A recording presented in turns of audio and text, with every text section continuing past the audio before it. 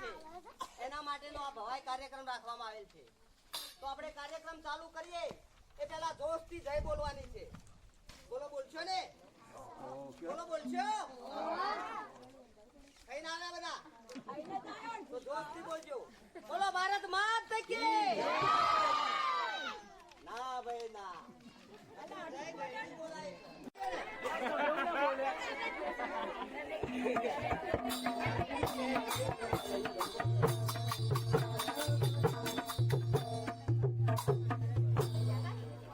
તો આપણે અહીંયા ભવાઈ વેશ રજૂ કરવાનો છે. તો જૂના જમાનામાં જ્યારે લાઈટો નહોતી, ટેપ નહોતા, ટીવીઓ નહોતી, એ સમયે અમારા નાયક ભાઈઓ ગામડે ગામડે મશાલ ઉપર ભવાઈ રમતા.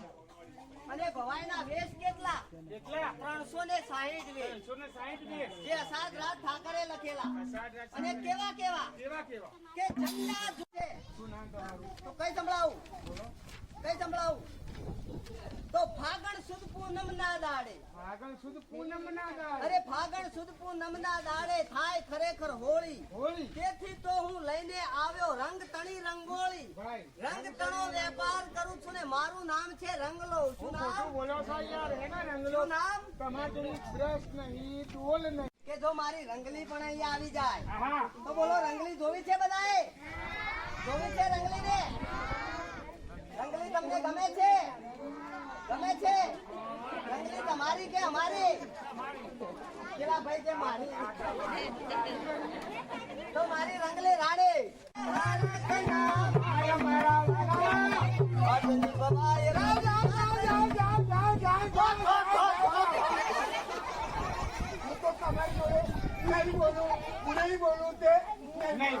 હું તો તારી જોડે બોલે બોલે બોલે.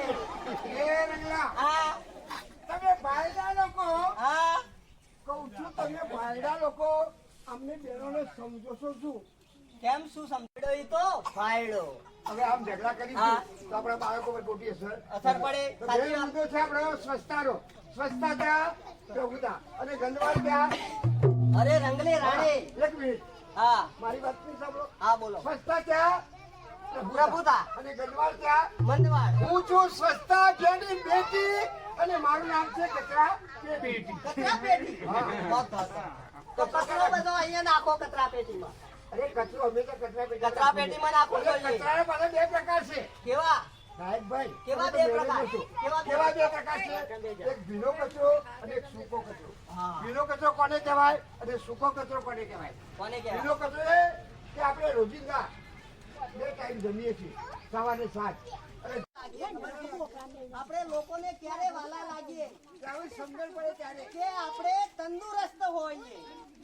આપણે તંદુરસ્ત હોઈએ, આપણું શરીર મજબૂત હોય અને સુંદર હોય ત્યારે વાલા લાગીએ. એટલે પહેલું સુખ તે જાતે નહીં. હા. તંદુરસ્ત છે તો આપણે ખારું કામ કરીશું, સારું કામ કરશું, ખેતી કરશું, મજૂરી કરશું અને આપણા બાળકને સારું. આ બધું સમજાય છે ત્યારે જ્યારે શિક્ષણનો પાયો મજબૂત હશે ત્યારે એટલે શિક્ષણને કાચ ધ્યાન આવે. તો સરપંચ આવે માસ્તર આવે. અરે સરપંચ આવે માસ્તર આવે, આવે ગામના મુખી. સરપંચ આવે માસ્તર આવે, આવે ગામના મુખી. આ રોગ ને તો દૂર બગાડીએ, આ રક્તપિત્તને દૂર બગાડીએ. ગામ થાય સુખી બૈલા, ગામ થાય સુખી. થયા થયા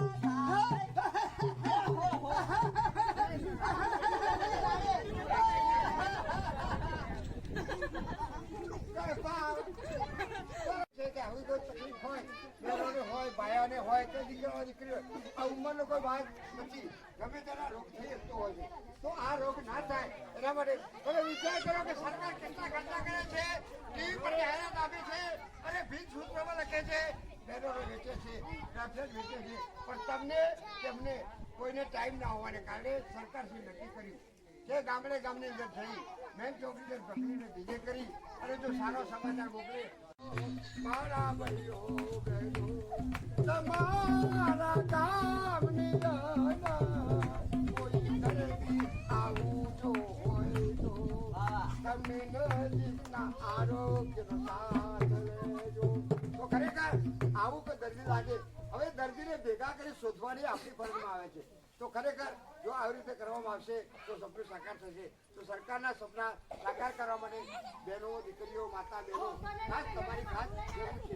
અને અમને આ કાર્યક્રમ મળ્યો અને એ વચ્ચે આ સાહેબો દૂર દૂરથી આવી અને તમારા માટે સવારના ભૂખ્યા ઉધરસ આવતી હોય, બાર ઉધરો ગળકો ફૂકી ના હોય, ડબ્બી માંગે તો થતા નહીં આપતું કોઈ, બરોબર?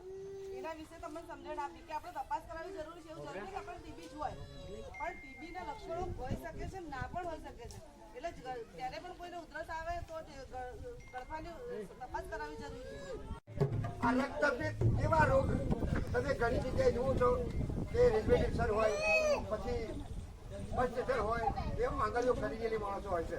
એટલે કુદરતી ખોટ છે કે ના, એ રક્તપિત્તના કારણે તે આંગળીઓ ખરી જાય છે, પગની નસો જાડી થઈ જાય છે, પગ જાડા થઈ જાય છે.